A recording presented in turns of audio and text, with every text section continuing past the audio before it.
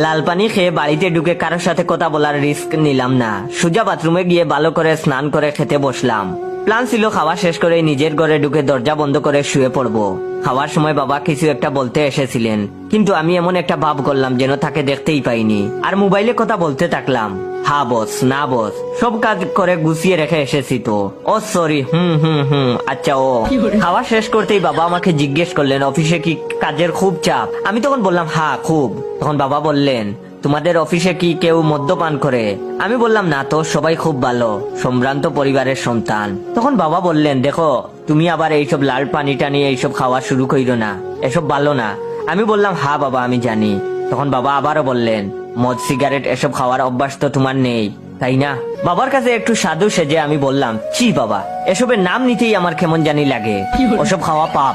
এরপর হঠাৎ করে বাবা স্যান্ডেল দিয়ে আমাকে পেটাতে শুরু করলেন। সে কি মার রে ভাই!